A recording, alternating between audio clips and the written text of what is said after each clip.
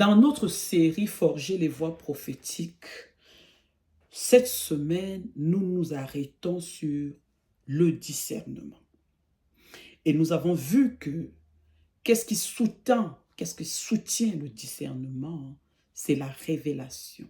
Lorsque Dieu veut nous faire part d'une information, quand il veut nous donner un message, n'est-ce pas? Parfois même avant que la chose n'arrive dans notre naturel.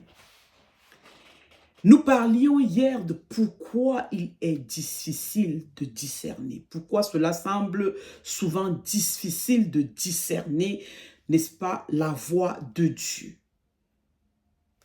Et aujourd'hui, nous allons donner une clé, nous allons parler d'une clé de discernement.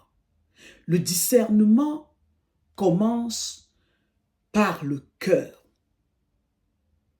Notre fondement biblique aujourd'hui se trouve dans Proverbes 4 au verset 23 et dans Hébreux 5 au verset 14.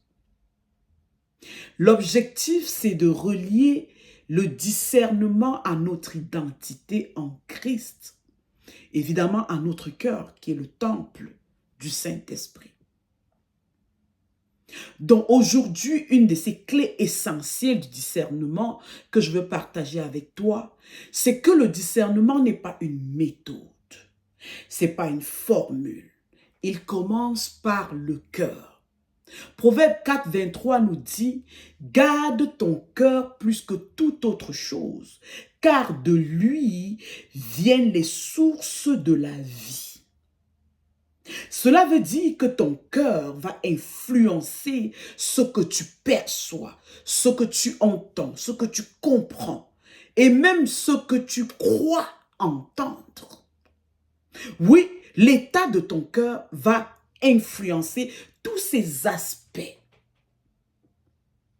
Par exemple, si ton cœur est dans la peur, tu peux interpréter ce que tu reçois comme information à partir de la peur.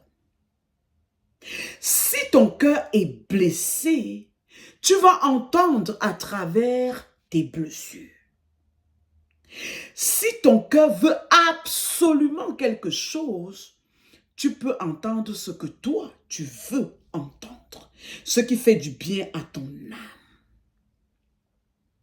Mais quand ton cœur est gardé, quand ton cœur est aligné, quand ton cœur est stable, être stable à l'intérieur, tu entends plus clairement la voix de Dieu. Autrement dit, tu discernes plus clairement, n'est-ce pas, les messages divins de tous ces messages qui se présentent à toi.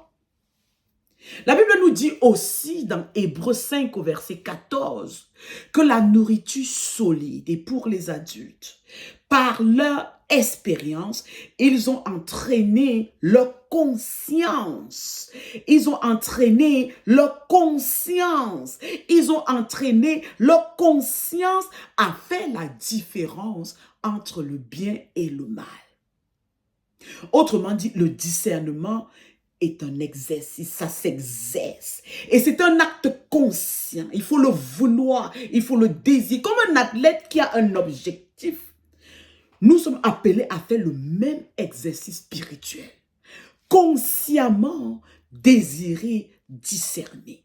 Être partenaire avec le Saint-Esprit, n'est-ce pas, pour pouvoir distinguer ce qui est de Dieu, de cette multitude d'informations qui se présentent à nous. Ça veut dire que le discernement n'est pas instantané. On apprend, on grandit, on s'affine, on s'ajuste. Donc le discernement, ce n'est pas être parfait. Non, le discernement n'est pas être parfait, c'est d'apprendre. Apprendre à garder son cœur et à exercer ses sens spirituels, les moyens, les canaux par lesquels nous recevons les messages divins, les messages spirituels. On ne discerne pas seulement avec nos sens spirituels. On discerne avec un cœur aligné, un cœur exercé. Alors aujourd'hui, Prenons un moment pour faire cette demande à Dieu. Et je vais juste te rappeler une chose. Tout ce que nous faisons avec Dieu doit être conscient, doit être intentionnel. Oui, nous devons donner notre conscience dans ce que nous faisons avec Dieu. Fais cette requête. Place-lui cette prière avec moi. Seigneur Jésus, en ton nom, garde mon cœur. Purifie ce qui doit être purifié par la puissance de ton Esprit Saint. Aide-moi à entendre ta voix avec justesse. Amen. Dans le live de vendredi, nous allons revenir sur ces points que nous avons abordés cette semaine et aussi, surtout, les pièges à éviter lorsqu'il s'agit de l'exercice du discernement spirituel. À vendredi. Merci.